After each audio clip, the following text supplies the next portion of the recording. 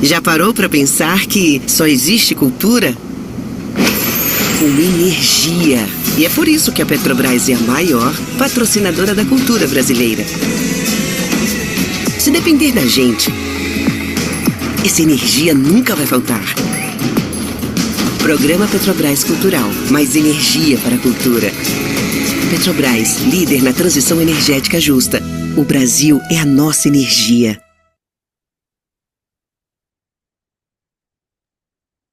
Olá, pessoal, boa noite. Bom dia, né, para quem nos assiste. É, Hoje a gente começa então o nosso terceiro e último ciclo formativo do Grupo de Pesquisa em Ecologia das Práticas, o GPEP, no Festival Knobit, que tem como tema a palavra reconciliações, né? Só lembrando que o nosso primeiro ciclo, que aconteceu em setembro, se chamou Cosmopolíticas. O segundo, que aconteceu em outubro, é o Interferências. E agora em novembro, as nossas conversas vão pensar os desafios das reconciliações, né? As gravações das outras mesas já estão disponíveis na playlist do canal do Kinobit, então é só acessar ali no YouTube que vocês vão conseguir assistir. E para recapitular um pouquinho só o que já foi comentado na nossa mesa de abertura do ciclo, né? Tanto o festival Knobit quanto o GPEP estão olhando, né, para os efeitos corporificados das mudanças climáticas no mundo e propondo então novas estéticas e experimentações de pensamento que nos ajudam a sentir e a elaborar melhor tudo isso, né? Elaborar como falar, como se sensibilizar a tudo que nos acontece, né?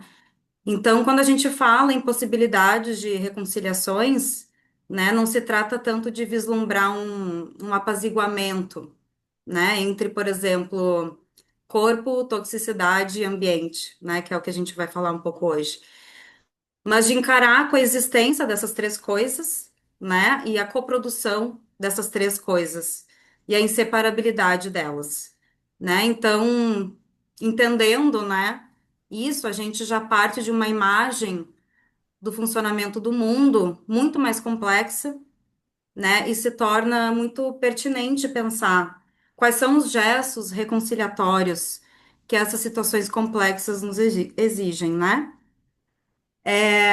Então, bom, eu me chamo Luísa, eu sou antropóloga e pesquisadora do GEPEP. Eu investigo relações comensais entre animais humanos e não humanos. E hoje, mediando junto comigo essa mesa, a gente tem a minha querida amiga e colega Emília Brás e os nossos convidados, né, o Lino Arruda, que é artista e escritor, e a Sofia Fávero, que é psicóloga e escritora também. E a gente se reuniu aqui para conversar sobre um tema que dá o título, né, da nossa mesa hoje, que é a promessa dos monstros, as toxicidades que nos habitam, né? Antes de eu passar a palavra para o pessoal, para se apresentar e tudo mais, eu só quero comentar rapidamente, assim, por que monstruosidade, né? A figura do monstro, ela é uma figura muito cara para mim e para Emília, enquanto pesquisadoras, né? Justamente pela ambiguidade dela, né? Pela capacidade e potência de transmitir essa ambiguidade, né? Por um lado, a figura do monstro, ela é muito promissora, porque ela é uma aposta em um mundo refeito a partir das experiências marginalizadas, né? É uma aposta na subversão, não só da categoria, mas das formas de sentir, agir e viver daqueles que são categorizados. E é uma figura, né? Uma figura de linguagem, uma figura estética, enfim, que aparentemente consegue rastrear e contar várias histórias malditas, né, que compõem essa monstruosidade. E por outro lado, né, no universo das práticas sociais, né, dos marcadores sociais, seja de gênero, de raça, sexualidade, deficiências, não são todos os corpos, né, que são lidos como monstros, como monstruosos, né? Então, enfim, é uma figura que nos faz pensar muito. E agora eu vou passar a palavra para a Emília iniciar nossas perguntas, mas antes eu só vou me descrever que eu esqueci, né? Eu sou uma mulher branca, cisgênera, estou usando preto, cabelos claros, soltos.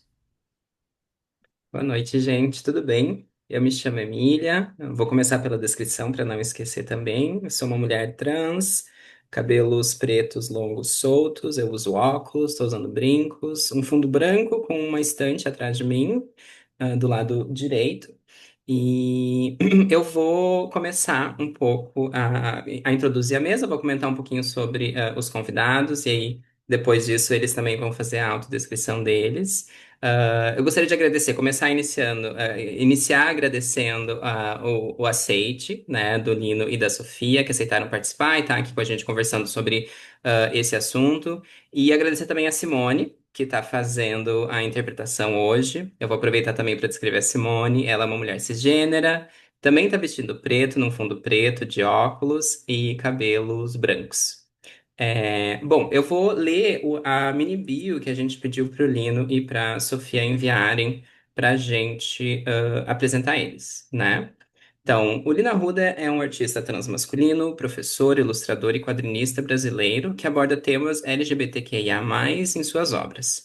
Ele é autor das graphic novels Mons Trans, Experimentando Hormônios, premiado com o Prêmio Mix Brasil de Literatura, e Cisforia, que recebeu incentivos do Programa de Ação Cultural PROAC. Ele é doutor em literatura e mestre em história da arte. Ele atualmente leciona no Departamento de Artes da Everett Community College em Washington, nos Estados Unidos. Lino, você quer fazer a sua autodescrição?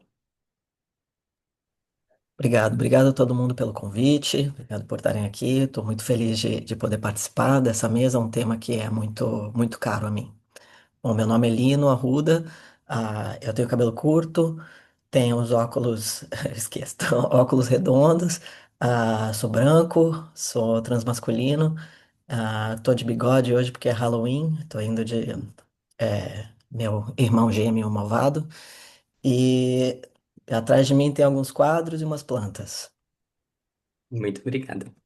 Então, agora a Sofia, ela é psicóloga, escritora e ativista. Ela é integrante da Associação e Movimento Sergipano de Transsexuais e Travestis, o Amo Ser Trans.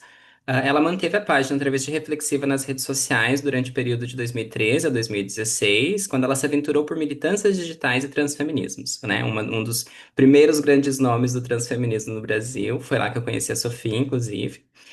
Ela é doutora em Psicologia Social e Institucional pela Universidade Federal do Rio Grande do Sul e autora dos livros Pajubá Terapia, de 2020, Crianças Trans, também de 2020, e Psicologia Suja, de 2022. Ela se interessa por estudar temas como infância, clínica, política e diagnóstico. Sofia, você pode fazer a sua autodescrição, por favor? Oi, pessoal, obrigada pelo convite da gente poder estar aqui hoje. Para mim é uma honra muito grande dividir esse espaço com a Emília, Luísa, Lino, Simone, que também está aqui. Eu acho que muitos pacientes meus estão agora vibrando, porque leem o trabalho de Lino e acompanham e falam muito sobre esse trabalho do consultório. Então, para mim, é um momento muito feliz mesmo.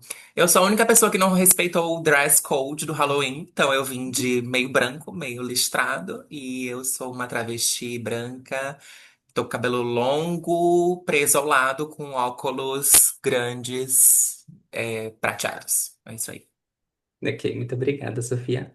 Bom, eu já vou fazer então a minha pergunta. Ela tem um pouco a ver com esse momento mais biográfico, onde a gente está apresentando os convidados.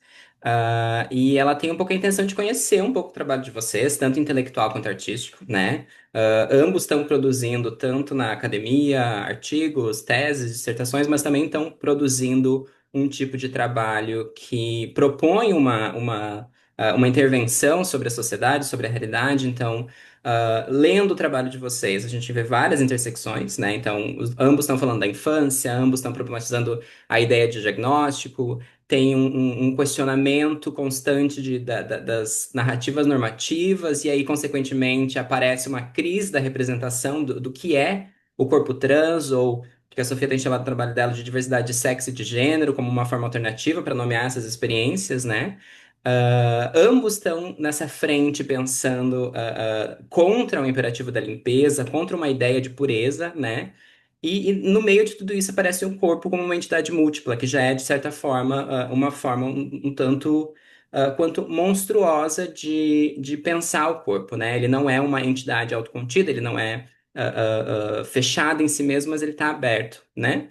Então, a minha primeira pergunta é para vocês explorarem um pouco como e quando que a noção de monstruosidade apareceu para vocês. Como é que vocês estavam, o que que vocês estavam experimentando, tanto intelectual quanto empiricamente, que vocês chegaram, nessa ideia?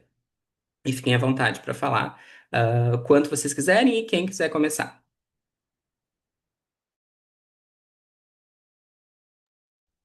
Quer começar, Sofia, ou quer que eu comece?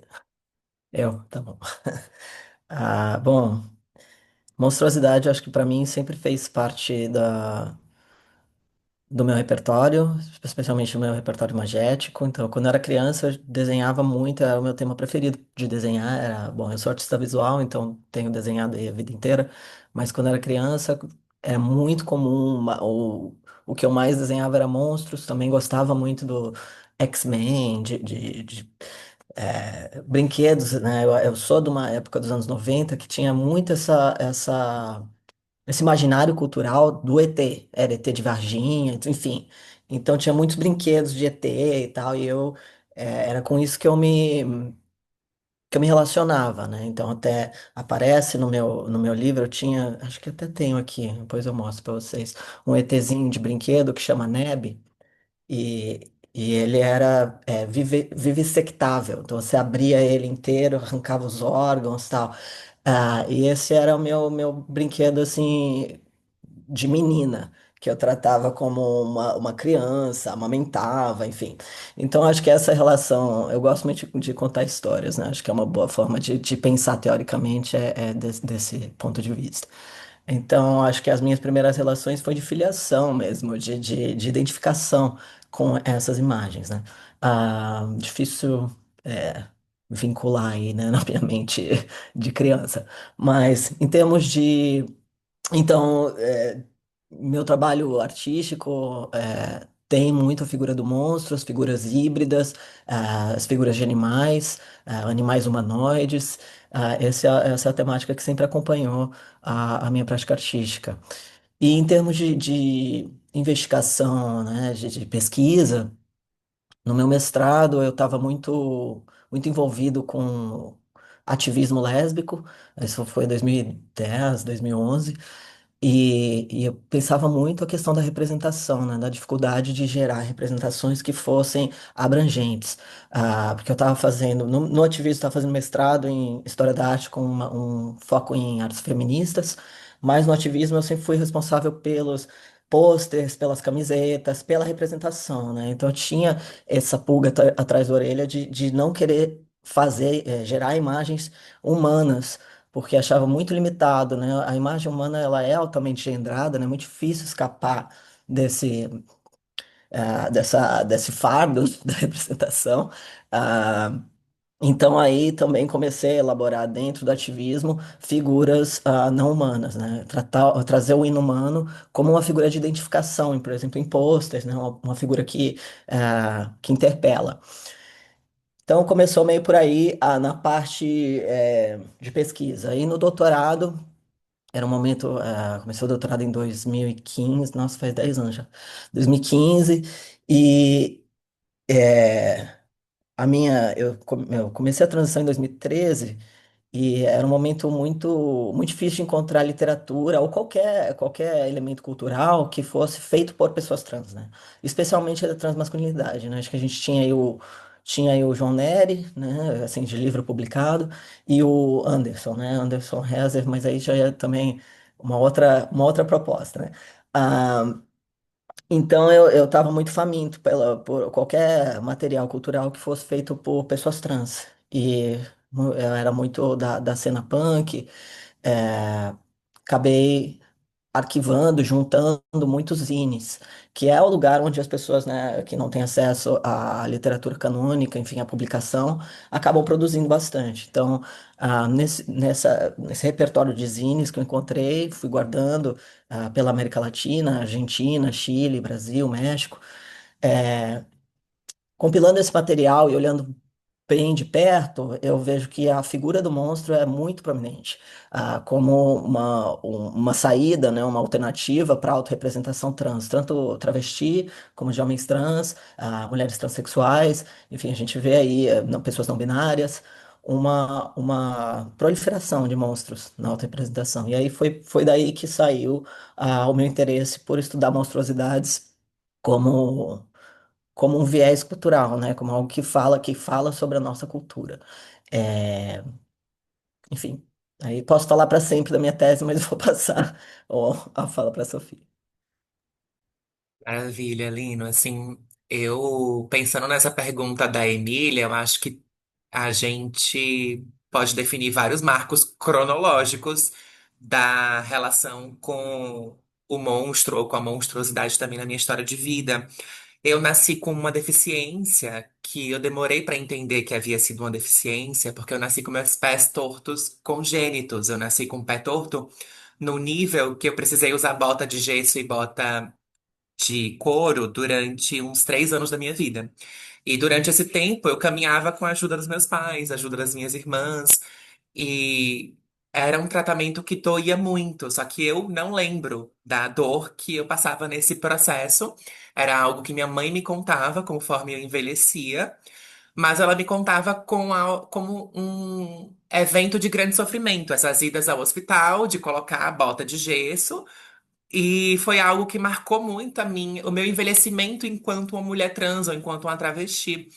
Porque, bom, aí indo para a vida adulta, né, assim, os sites que vendiam sapatos para mulheres trans eram sites como pegrande.com, uma coisa mais ou menos assim, que eu me recusava a comprar sapatos para mim lá. E eu sempre tinha uma prática que depois foi apontada por várias amigas próximas de comprar sapatos muito menores. Então, comprar sapatos tamanho 36, 37, usando 40, 41. Então, tinha algo que os meus pés estavam sempre muito machucados e as minhas próprias amigas sinalizavam pra mim isso, né? Por que que você tá fazendo isso com você? Por que que você não compra uma forma maior? E essa não era nenhuma reflexão que eu era capaz de fazer nesse contexto. Assim, eu acho que eu nasci, me desenvolvi com uma morfia de imagem muito grande, no sentido também de não conseguir comprar roupa online, de não conseguir imaginar qual era a forma que ia chegar no meu corpo. Eu tenho 1,89 m. Tá, assim, eu sou uma mulher de 1,89 m, alta pra caramba, e aí a forma que é feita para um corpo de uma mulher cis não chega até o fim do meu braço. Então, uma blusa aqui em uma mulher cis chegaria até o pulso, em mim ela fica um pouco cano médio. E aí tinha algo, o Lina até usou essa expressão, assim, né, de tá faminto por bibliografia de pessoas transmasculinas, né? E eu acho que isso me lembra muito o trabalho da Saidia Hartman, né, que é um trabalho de reparação e um trabalho de cuidado com a representação, justamente porque ela se depara com esse corpo negro, andrajoso, mutilado, exposto com várias cenas de sangue, agressividade, brutalizações. Então, eu também estava nesse momento, quando eu entro na psicologia em 2013, é, com fome de beleza, né? Assim, eu queria buscar beleza nas minhas relações comigo mesma, nas relações com o ativismo, nas relações acadêmicas. Mas a primeira vez que eu de fato escutei falar sobre o monstro como uma categoria acadêmica ou analítica foi com o trabalho do Jorge Leite Júnior, lá no Seminário Queer em 2013, que foi batizado por ativistas trans como cisminário, né, que só tinha pessoas cis nesse seminário.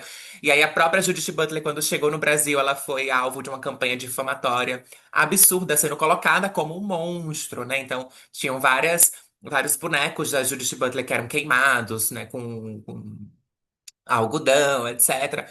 Então, tinha algo ali que, nesse momento, foi que eu fui me dar conta desse mostrar ou dessa relação do monstro perto dos estudos de gêneros, estudos gays e lésbicos, né? Mas eu acho que tem esses dois momentos, né? Tem esse momento da minha infância e esse momento acadêmico, mas tem um outro momento na minha adolescência, que é quando eu faço meu primeiro exame de HIV. Aí, meu primeiro exame de HIV eu fiz com 13 anos de idade. Eu nasci com um quadro favorável ao desenvolvimento de amidalites, então eu sempre desenvolvi amidalites ao longo da minha juventude. E quando eu desenvolvi a minha pré-adolescência, sempre que eu era levada para algum médico, acabava que eu precisava fazer algum exame de HIV quando essas crises eram apontadas como recorrentes. Então, a primeira vez que eu tive que fazer esse exame foi algo que parou a minha família inteira, né? Assim, minha mãe ficou super preocupada, minha irmã, meu pai. Então, eu não tinha sequer tido uma experiência sexual ainda e já tinha sido convocada para poder fazer um exame desse, porque se eu era um menino feminino que estava com um quadro de saúde recorrente, na interpretação dos médicos, eu era algum tipo de pessoa promíscua, que já havia se exposto a situações, etc, etc.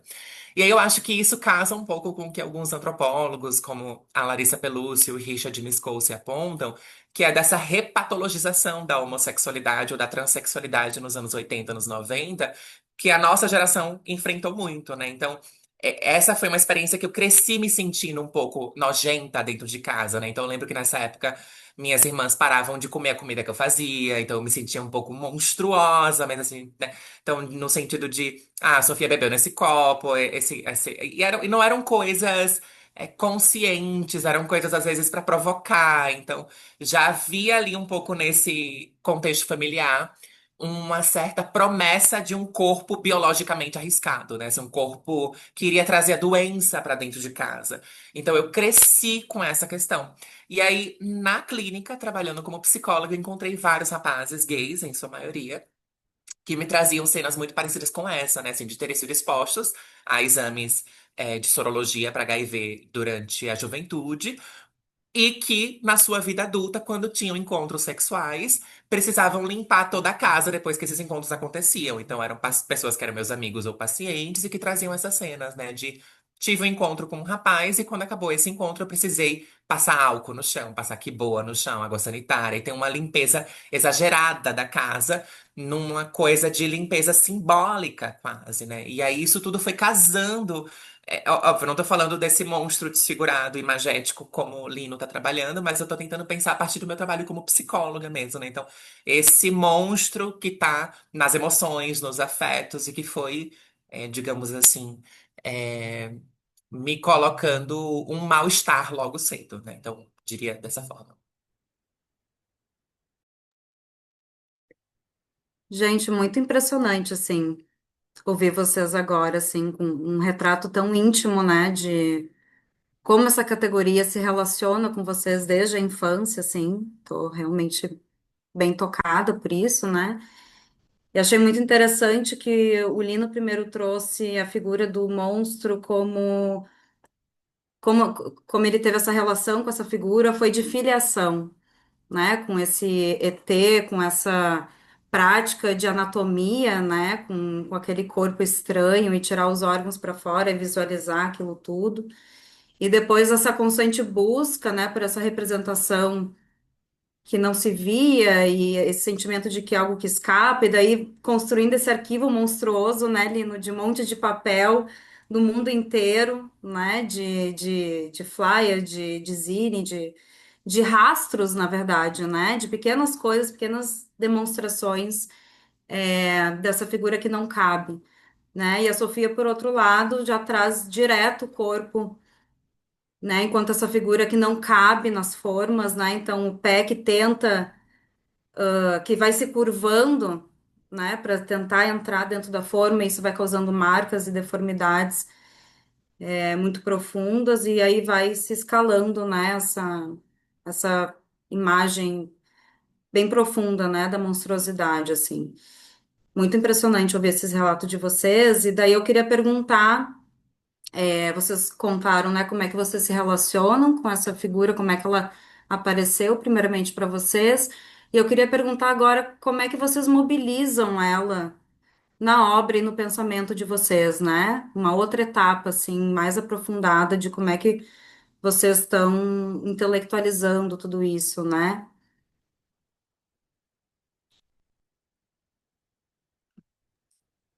Quer falar o que é que eu falo, Sofia? Quer que eu fale? Pode falar. Você que sabe, meu cachorro tá latindo um pouco aqui, mas acho que tudo bem, Beleza. tá? Ah, então, como é que a monstruosidade se mobiliza na minha obra, né? Eu acho que eu tenho várias frentes aí de produção, né? Acho que uma das frentes que eu gosto mais de falar é sobre os quadrinhos.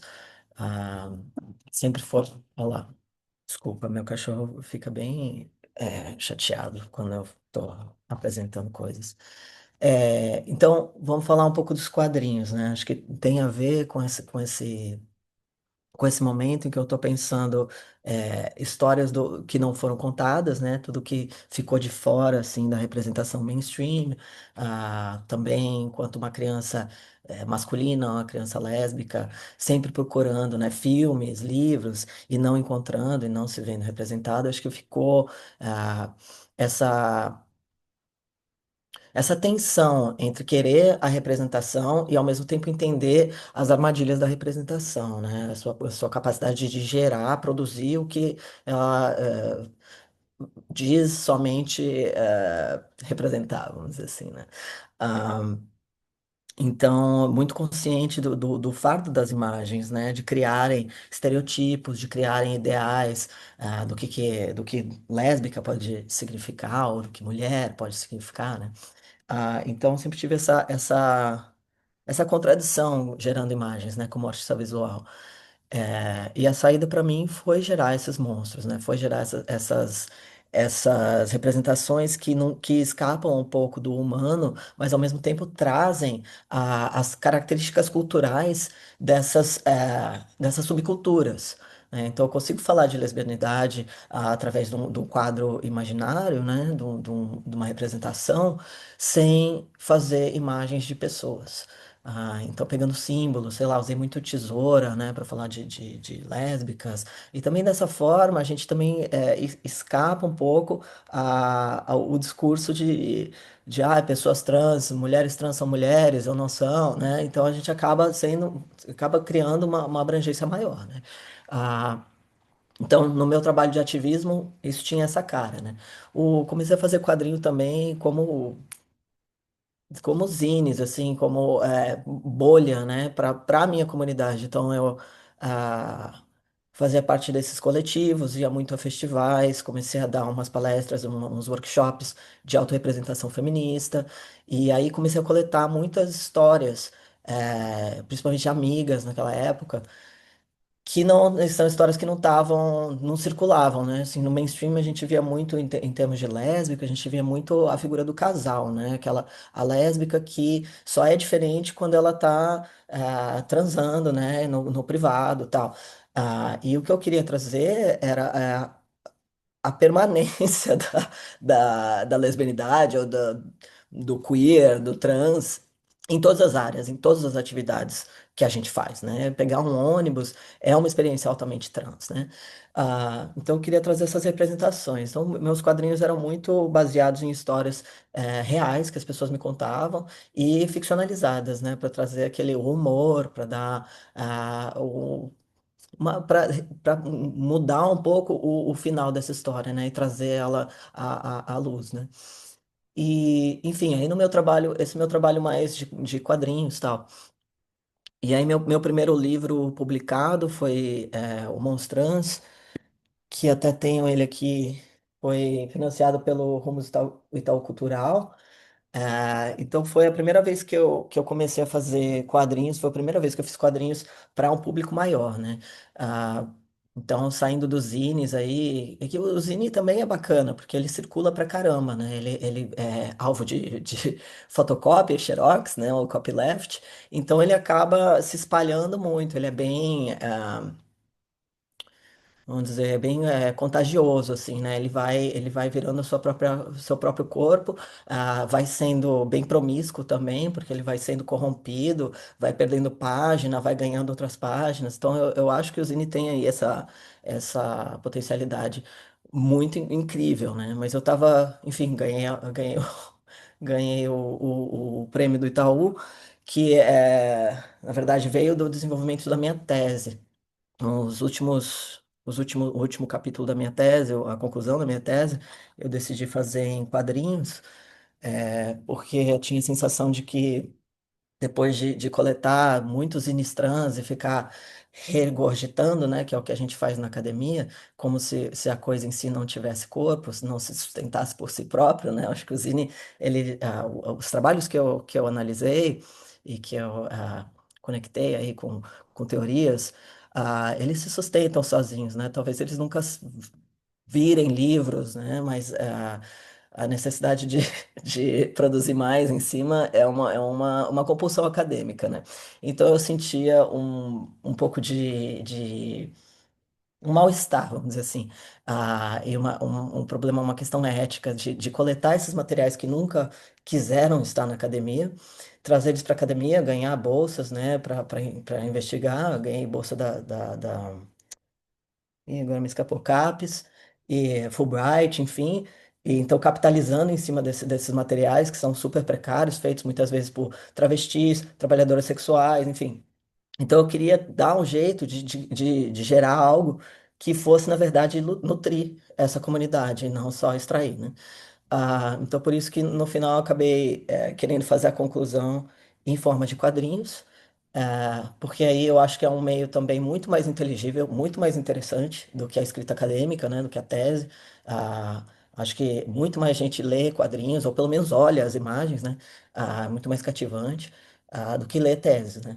Então foi essa ideia que me fez procurar essa outra forma de representar. E aí esse último capítulo acabou se desenvolvendo, se desdobrando nesse livro, uma publicação maior, na qual eu articulo a figura do monstro em diferentes formas. São quatro, né? Quatro histórias, uma introdução e mais três histórias, mais ou menos cronológicas, são histórias autobiográficas em que eu falo, até muito surpreso, porque a Sofia e eu tivemos o mesmo diagnóstico infantil, também nasci com os pés completamente virados. Então a possibilidade de poder andar até era muito distante, né? E tratamentos muito doloridos, enfim. Então, a primeira história do livro é sobre esses tratamentos, sobre esses diagnósticos e essa forma de não se encontrar no próprio corpo, ou de ter uma ideia, né, bem clara e bem primária de que o corpo estava errado e precisava ser corrigido, né? Então, falo muito dessa perspectiva, mas deficiência é uma coisa que não foi muito permitida nem eu me identificar, nem essa palavra era falada, né? Porque tem tanta ansiedade, tanto medo dessa palavra, que a gente não tem repertório. Então usei muito de muleta, vamos dizer assim, o tanto que eu sei falar sobre a minha sexualidade, meu gênero. Então fiz vários paralelos aí nessa primeira história do livro. E para essa história eu escolhi um híbrido, assim, entre o humano e o rato, né? Um animal peludo, enfim. Usei muito essa figura porque fazia sentido para a história, para o que eu estava contando, né, para a representação que eu estava trazendo.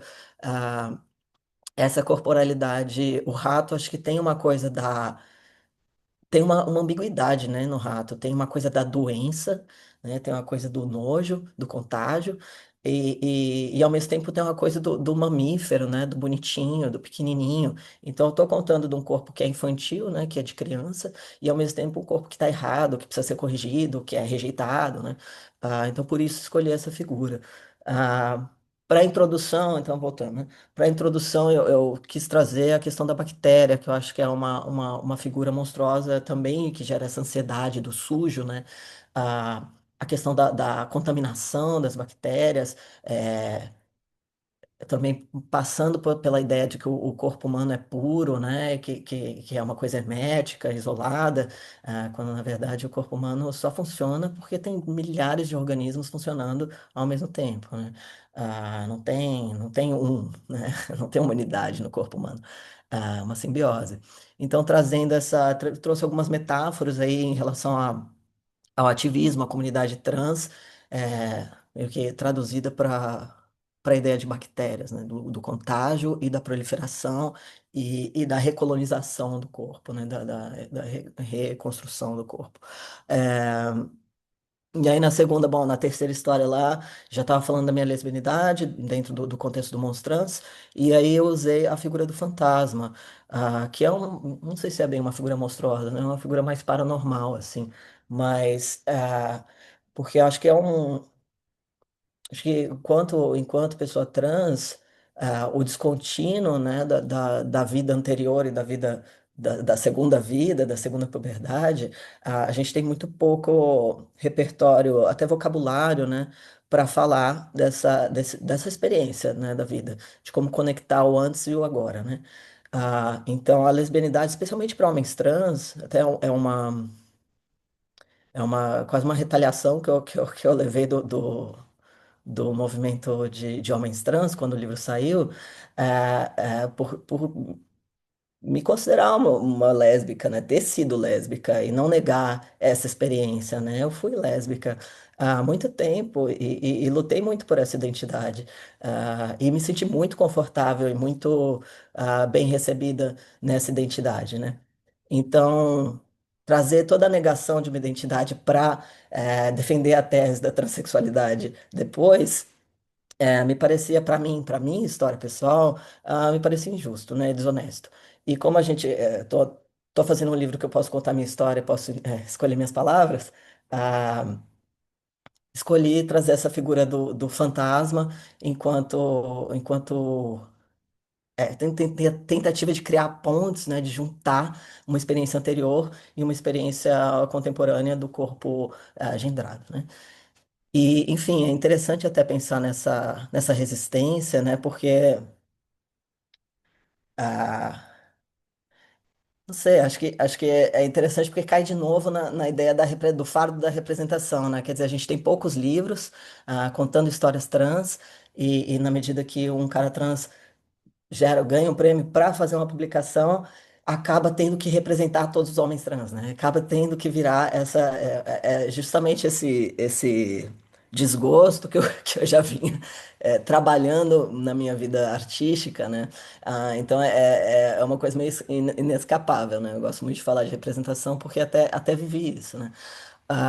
Enfim, e na última história do livro, eu trabalho com são todas histórias autobiográficas, né? Então essa foi um script assim da vida mesmo, foi quando eu fui visitar meu avô no hospital, ele estava morrendo e eu não tinha visto ele há muitos anos e eu já estava bem harmonizado, bem masculino na época, e ele não me reconheceu. Então é toda uma narrativa tensa em perder a própria identidade, em perder a relação com a voz, com o próprio corpo e com o que a gente representa. Então, para esse pedaço do livro, eu usei a figura assim, que é uma figura que derrete, uma figura que vai borbulhando e que vai perdendo o corpo, né? E virando um corpo amorfo, que não se sabe mais o que é, o que não é. Perdendo a pessoidade, né? Perdendo a identidade. E eu uso a figura do monstro, acho que vale a pena falar, não como identidade, né? Porque seria uma contradição imensa, né? O monstro, ele não é. Ele não representa, ele não se mostra, ele não simboliza aí uma identidade, né? Ele é a antimatéria da identidade, né? Ah, ele é o que vaza para fora, o que é expelido, o abjeto, né? E que volta nessa figura de monstro para desestabilizar, mas volta e vai embora também. Então, o meu uso da monstruosidade, especialmente na representação, né? Quando eu coloco a figura do monstro nos desenhos, ela é bem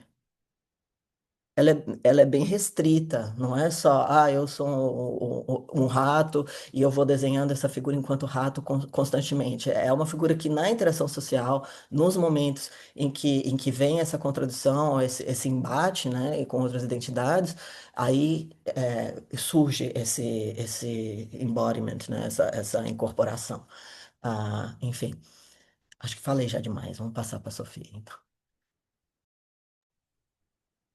Bom, assim, pegando esse gancho de Lino, tentando falar um pouquinho mais sobre essas monstruosidades, eu fiquei lembrando um pouco, tem várias coisas na minha história de vida, assim, eu trouxe isso dos pés, porque eu rebolei muito durante a minha adolescência e minha juventude por causa dos meus pés. Então, como eu andava rebolando, era algo que denunciava uma possível diversidade de gênero e sexualidade em mim. Então, eu detestava ter nascido com pés tortos porque eu associava o meu caminhar a isso. E era um caminhar de um menino feminino que era sempre muito apontado. Então, tinha muitas cenas do meu pai se trancar no quarto comigo no carro mesmo e falar assim: olha, a gente vai sair agora, vamos encontrar um pessoal e eu preciso que você tente caminhar direito.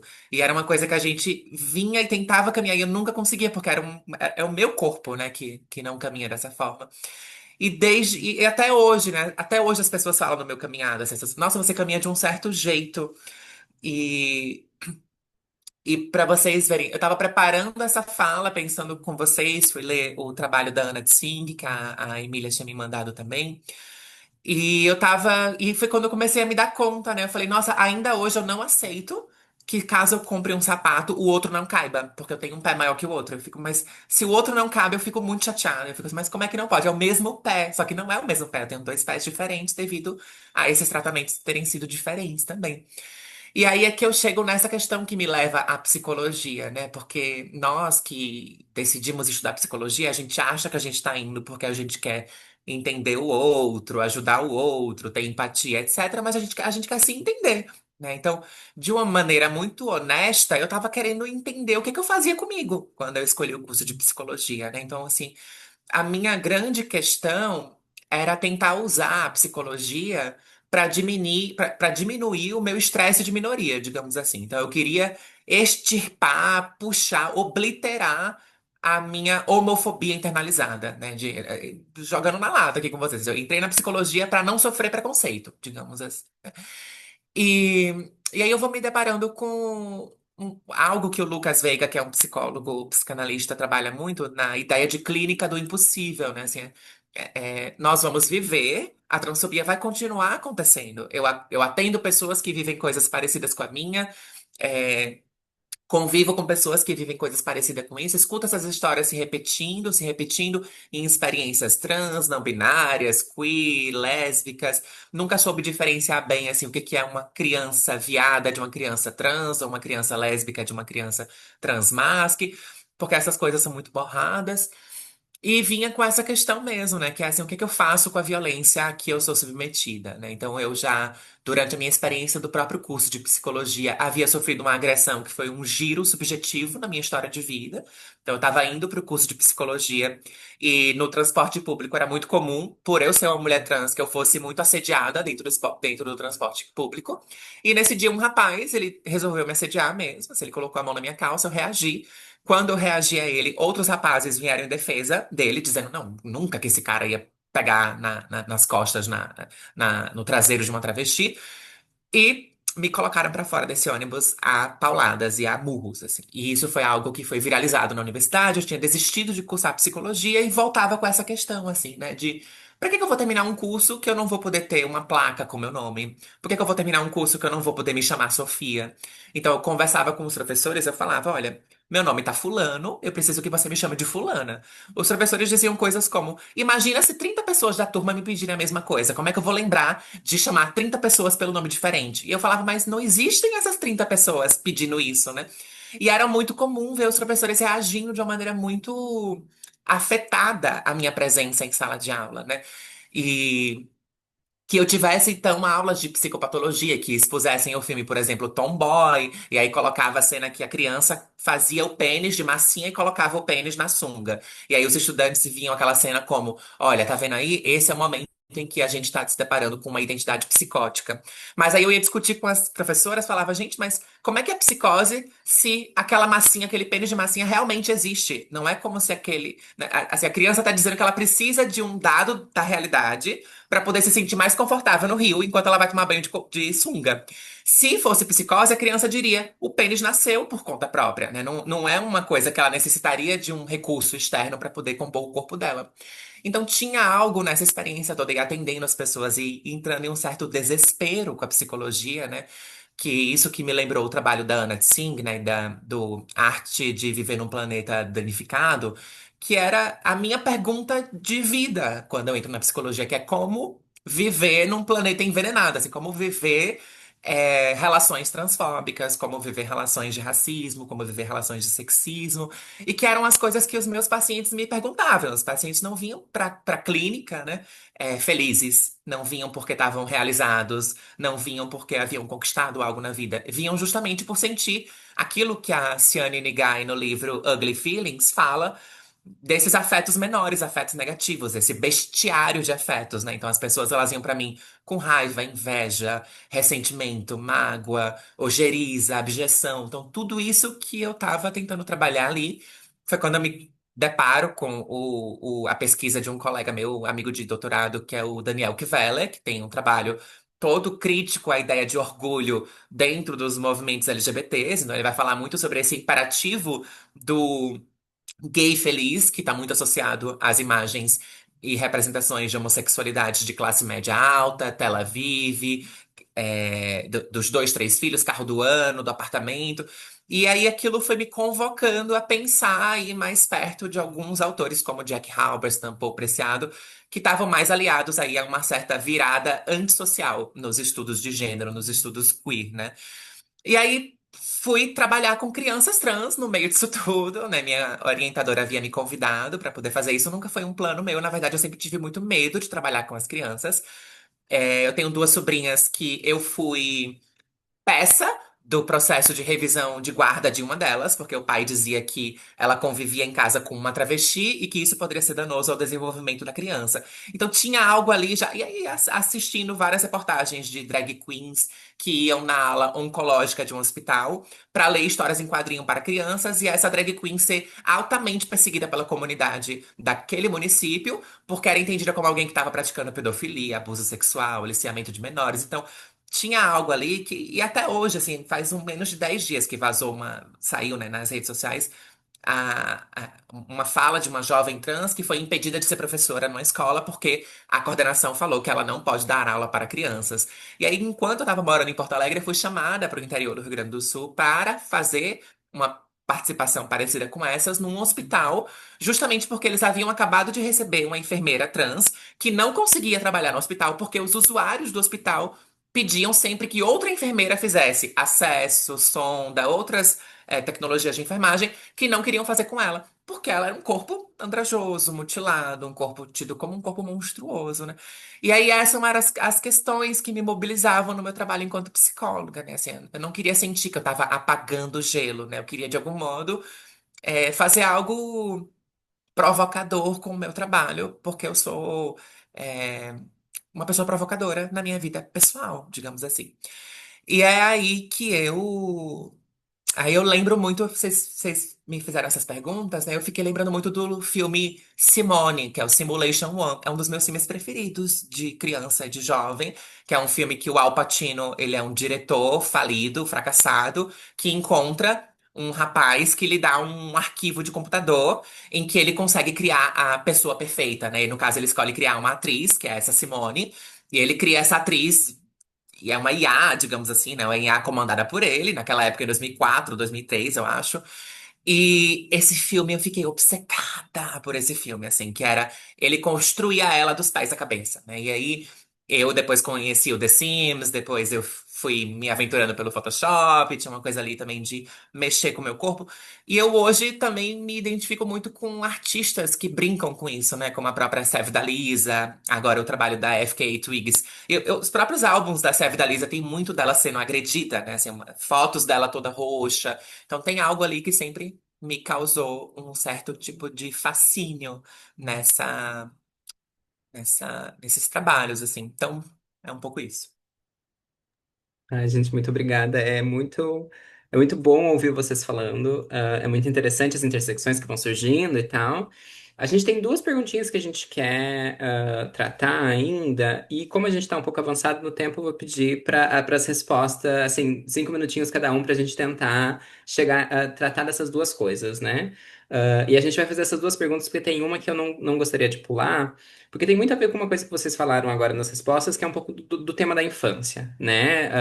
A infância aparece como essa dimensão aberta, né? Tipo assim, um espaço aonde não é o ponto de origem, não é o marco inicial do que se espera que seja, por exemplo, a experiência da transexualidade, né? Quando vocês retomam, a Sofia, por exemplo, vai pensar essa abertura da infância, onde ela vai buscar outras referências que não imagens generificadas. O Lino, quando vai para essas dimensões menos humanas para pensar a infância, acho super, adorei quando você falou do bicho peludo, porque eu trabalhei com pelos corporais na dissertação, então, tipo assim, é muito interessante ver isso aparecendo. Uma pergunta que eu iria fazer se a gente tivesse tempo é por que o rato, né? A Hayward trabalha um pouco com a aranha e com a estrela do mar, tem gente que trabalha com King Kong, enfim, né? Era uma pergunta que poderia aparecer. Mas eu queria pegar um pouco a infância como uma dimensão para a gente investigar um pouquinho, porque no meu trabalho, agora que eu estou desenvolvendo no doutorado, a infância é um lugar onde os debates sobre mudanças ambientais, crise ambiental e os estudos trans se encontram, né? Porque nessa intersecção entre as duas coisas, um dos problemas ambientais que a gente tem é a poluição química. Um dos efeitos da poluição química é afetar a forma como os nossos corpos se desenvolvem em termos de sexo e gênero, né? Então é muito comum a gente ver notícias de peixes mudando de sexo, galinhas mudando de sexo, enfim, inúmeros animais mudando de sexo. E esses animais, eles geralmente, como o rato é um bicho de laboratório, né? Acho que também tem essa dimensão interessante do rato, mas esses animais são sempre tratados, sapos também, são sempre tratados como um índice de perigo para a humanidade, né? Tipo assim, se isso está acontecendo com eles, quer dizer que pode acontecer com a gente também. E uma vez que eles estão mudando de sexo, isso pode acontecer. A feminilização é um dos eixos de maior risco, digamos assim, é o que eu estou tentando desenvolver na tese, é de que a feminilização é um dos grandes riscos da mudança climática. E parte dos estudos trans, eu estou pensando aqui principalmente na Eva Hayward, quando ela está pensando sobre o organismo como responsivo, né? Ele não existe independente do ambiente, mas ele existe no ambiente. Eu queria pedir para você se essas figuras com que vocês estão trabalhando, né, que se deslocam um pouco da humanidade, se deslocam um pouco das bases generificadas, elas podem ser usadas nesse contexto para contra-argumentar contra essa criança pura que tem um gênero e um sexo pré-determinado. Como é que essas figuras monstruosas, bizarras, mas também bonitas, como é que elas podem responder, né? Pensando um pouquinho na ideia de responsabilidade da Harvard, de a gente se portar frente a um problema, vocês acham que o trabalho de vocês está dialogando um pouco com isso ou não? Como é que a gente pode pensar essa relação entre mudanças ambientais, risco de feminilização dos corpos masculinos, enfim, o que que vocês pensam? É uma viagem, mas vamos ver o que que vocês têm, se vocês têm algo a dizer. Eu Vou acho que responder bem sim. Eu rapidinho. acho que sim. Que eu fiquei pensando, assim, que agora eu tô aqui na Câmara de São Paulo, né, trabalhando como assessora da vereadora Amanda, e a Amanda Pascoal, que tem outra Amanda, que é do MBL, é de outra vertente, né? E agora a gente enfrentou nesse último mês uma audiência da Janaína Pascoal, que foi sobre crianças trans, justamente nessa mesma proposta, né? Assim, de denúncia, as crianças sendo apresentadas como crianças dopadas, crianças que são experimento social, crianças que estão sendo hormonizadas à força, cirurgiadas à força, então tem Tem muito isso. um dado bem rapidinho, Sofia, é que alguns pesquisadores, por exemplo, estão tratando a disforia de gênero como um índice de contaminação ambiental. Né? Tipo assim, o aumento de diagnóstico está sendo uma resposta, uma manifestação da contaminação, né? Enfim, só para contextualizar um pouco melhor a minha pergunta. Desculpa te cortar. Não, super, é isso aí. E, e aí eu fico pensando, né, que porque aí a gente tá lidando com uma outra classe de pessoas, né? Que é os médicos, né? A gente tá falando dos médicos. Então, tinham alguns médicos representantes do conselho que estão com algumas bandeiras, como a própria bandeira. Assim, o que é que eles têm feito, né? Vários projetos de lei em diversos municípios no país para protocolar a semana de conscientização da síndrome pós-aborto. Então, eles querem fazer com que as mulheres sejam expostas a uma série de aulas e de palestras e exposições sobre como é que o aborto pode ser danoso à saúde mental delas. E lá em Recife, Natal, tentaram fazer com que essa semana se transformasse uma semana do luto, uma semana de outro componente, assim, mas eles não toparam porque eles estão investindo muito nessa pegada de pânico moral mesmo, né? E, e aí você falou isso, né? Porque quando eu trabalho com as crianças. E aí é isso. Nesse universo que a gente está trabalhando. É preciso nomear que há uma batalha de desinformações. A gente tá falando de guerra de informações. E aí eu não sei até que ponto o monstro ajuda. Eu fico pensando muito nos próprios médicos brigando entre si. Porque essa foi uma das coisas que a gente definiu com os médicos que estavam do nosso lado, né? Assim, no lado dos direitos humanos. E da ética, da bioética, da pesquisa. Que era que os próprios médicos anotassem o que, que os médicos conservadores estavam falando para que eles fizessem um relatório logo depois. Porque tudo que a gente dizia aí eram imagens nossas que eram desvirtuadas, eram câmeras na nossa cara, era uma coisa muito truculenta, né? E aí eu acho que é isso, né? Eu não sei se eu diria que um médico é um monstro, mas às vezes é necessário um monstro para matar outro monstro, assim, né? No quesito de que eles briguem entre si, né? E da gente conseguir se proteger também nesse processo. Mas eu queria ouvir Lino também, o que que Lino tem a dizer sobre isso. Obrigado, Sofia. Tô instigante a sua fala. O tema de infância, criança, não é um tema que eu toco, né, no meu trabalho, e nem na minha vida, para ser sincero, né? Eu acho que quando eu penso, entendo a figura da criança da forma como o Lee Edelman também trata no Future, né? Como a figura pura, o futuro, a figura da nação, né? Entendo a figura da criança para mim tem essa. Acho que é esse viés que eu consigo articular, né? Meu trabalho também não é um trabalho com. Tem aspectos sociais no meu trabalho, mas não é um trabalho social. É um trabalho mais conceitual, enfim, artístico. Então, nesse sentido, tem uma materialidade que eu perco aí. Ah, mas em relação à pureza, né, a ideia da criança como isso de ser defendido, protegido, tal qual a ideia do meio ambiente também tem uma romantização, né, do meio ambiente ter que voltar a ser o que era, que é uma ideia completamente absurda, né, de pausar as mutações, tudo o que acontece, né? Eu penso muito no trabalho da Sinora Taylor, que é uma grande amiga minha, ecologias deficientes, disabled ecologies. Ah, e ela fala muito da contaminação, né? Ela faz um estudo de caso muito próximo da vivência dela, como pessoa deficiente, de Tucson, onde eu também morei, que tem uma contaminação dos jatos, né? Tem uma base militar muito grande em Tucson, e aí a forma como o produto que eles usavam para limpar os jatos acabou contaminando os lençóis freáticos, e então teve uma série de problemas de saúde, né, que foi criado numa geração inteira e bem especificamente na parte mais pobre, mais latina da cidade. Aqui, uma cachorrinha tá latindo.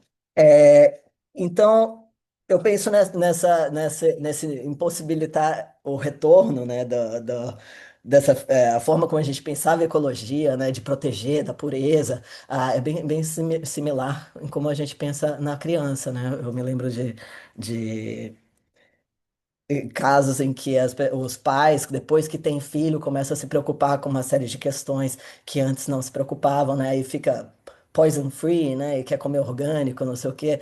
Então, eu acho muito problemática a figura da criança como a única forma da gente pensar em saúde, em autocuidado, né? Acho que a gente tem que pensar de um ponto de vista comunitário, não do ponto de vista reprodutivo. Essa é a minha, né? Essa é a minha opinião pessoal.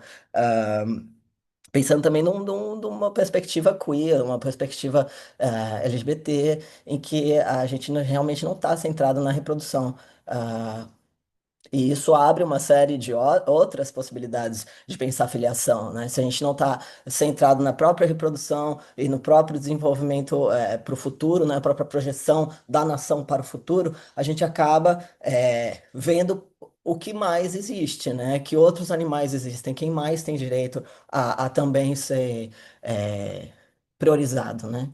Além do humano. Porque o humano também se pensa muito puro, né? Muito separado, muito individualizado, enfim. Enfim, não sei se cobrir. Eu gostei muito também da citação da Ava Hayward, acho que é uma teórica, uma das minhas teóricas preferidas, uma entidade, uma pessoa divina, em todos os sentidos. Mas uma teórica muito interessante, porque na conversa dela em relação à monstruosidade, até quando ela cunha o termo tranimal, né, tranimal, transanimal, ela está pensando muito além da metáfora. Ela está pensando numa realidade material, né? Então isso eu acho muito interessante, pensar que o hormônio que ela usa é um hormônio de cavalo, né? Então ela pensa aí já essa troca, né? Enfim, acho que é o que me interessa, assim, quando a gente pensa na interespécie, na contaminação, em como a gente não existe além do nosso ambiente, né? Acho as teorias da Eva Hayward realmente ressoam no que o trans pode contribuir para essa ideia primitiva de retorno ao puro do meio ambiente, retorno à criança que nasceu pura e depois vai ser. As crianças são extremamente perversas, né? A gente sabe disso, mas mesmo assim a gente ainda projeta essa pureza, né? Acho que tem esse viés. Enfim, não sei se me embananei um pouco, mas queria dar esse retorno. Gente, ótimas respostas mais uma vez, assim. Muito impressionante essa mesa. Pena que a gente está acabando o tempo, né? Eu vou fazer um comentário final, assim, para a gente ir fechando, que acho que vocês dois, assim, tocaram num ponto que ia ser uma outra pergunta nossa, mas meio que já foi levemente respondida, assim, que é essa questão essa figura do monstro, né, de ser uma faca de dois gumes, né, de ser realmente uma figura muito ambígua.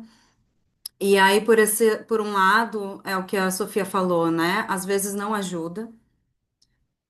Então é um desafio, é uma figura que se coloca como desafiadora na mobilização dela, né? Ela exige que a gente pense com muito cuidado em como que a gente vai articulá-la, dependendo dos espaços, né? Porque o monstro aí já toca no ponto do Lino, ele não é uma representação, ele não tem uma forma, né? Então ele pode, é uma quimera que pode se transformar de acordo com cada espaço institucional que a gente vai mobilizá-lo, né? Então é uma potência dele, é uma dificuldade, porque existem certos monstros que já estão bem estigmatizados, né? Então acaba sendo uma luta de monstros mesmo, assim, né? E o ponto muito importante que o Lino falou é dessa questão do não retorno ao Éden, né? Quando a gente vai falar de uma ecologia,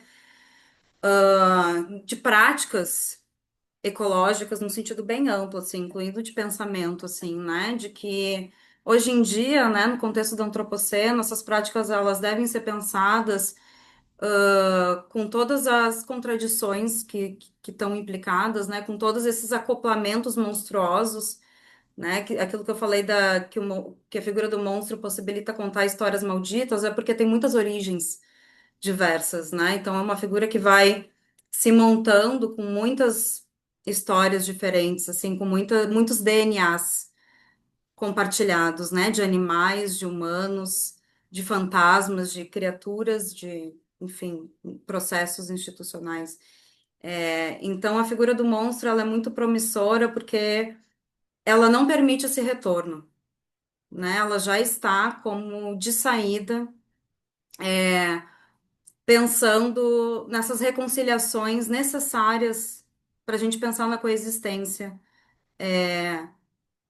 da vida, assim, né? Para a gente viver, a gente tem que primeiro encarar o fato de que a coexistência é um problema, né? E de que a gente não vai conseguir apaziguar essas coexistências, então a gente precisa aprender a modular esse monstro nos diferentes espaços para que ele esteja do nosso lado, porque muito facilmente ele pode estar no outro, né? Então, acredito que o desafio que vai continuar perdurando aí no nosso pensamento é um pouco esse.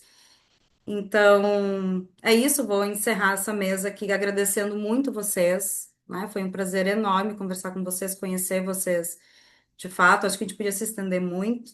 Agradecer a Simone, que está aí traduzindo, assim, lutando. A gente fala muito rápido, né, Simone? Então, muito obrigada. Agradecer a Emília também por essa curadoria incrível de convidados. E é isso, gente. A nossa programação continua no ar. É, Logo mais a gente vai lançar a próxima data da próxima mesa, também vai ser um pouco nesse tema.